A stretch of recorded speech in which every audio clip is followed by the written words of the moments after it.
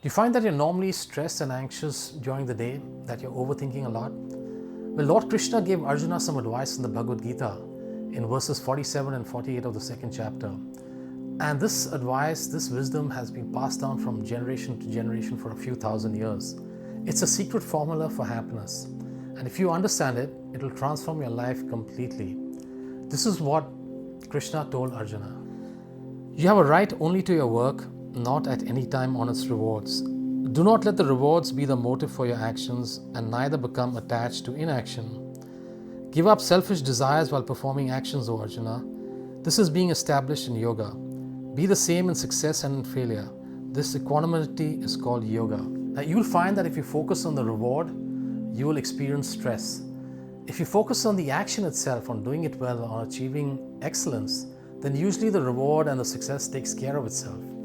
Now, Lord Krishna's point is focus on the doing, on the action. Don't look at the future, don't focus on the reward. And he also says that just because you're giving up selfish desires for performing actions doesn't mean you don't act. He says you have to continue working, you have to continue acting.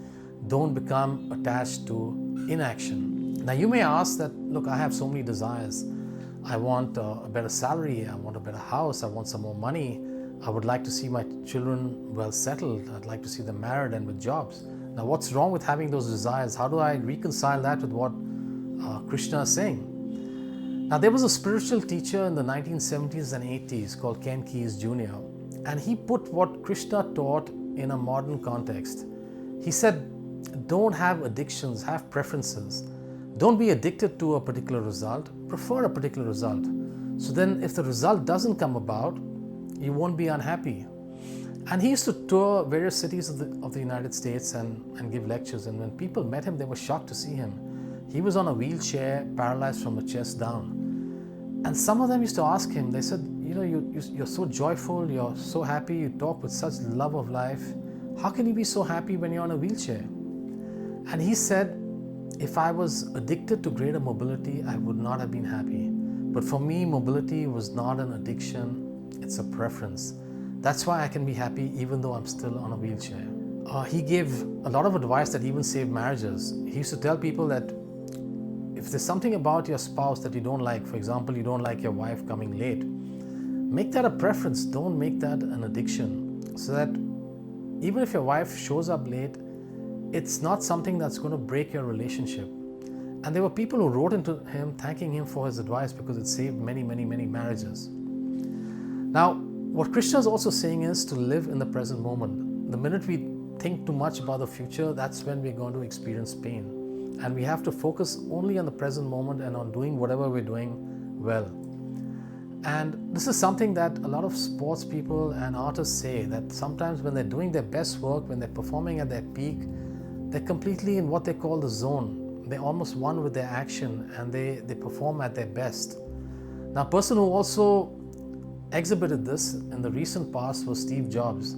He was one of the most creative people of his time, and he impacted our life for the better in so many ways. And people who were close to him used to say that he was super focused. He was always so focused, so attentive to what he was doing, to whatever work he was doing, to the new products they were creating. He would go down to the last detail.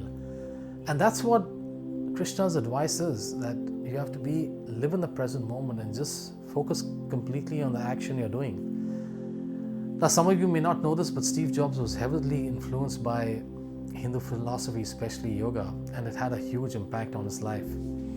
So the one secret, the main thing that Lord Krishna is saying is that you will find that there's absolutely nothing scary about life if you've not attached to results. If you're detached from results, if you make it a preference, not an addiction, you will live a very happy and beautiful life. Now, there's one more thing that Krishna is saying here that's important, and that's regarding our enlightenment. You see, our actions either build up karma or they dissolve our karma. We want to dissolve our karma. That's how we get enlightened. We don't want to increase our karmic load. Now, whether an action builds up karma or dissolves karma depends on the motive behind the action. That's something that Patanjali taught in his Yoga Sutras. And Krishna is giving the same advice here very subtly. He's asking us to give up selfish desires. When we act without selfish desires, when we act as per our duty for our common good, for the larger good, or for what's required, our actions dissolve our karma.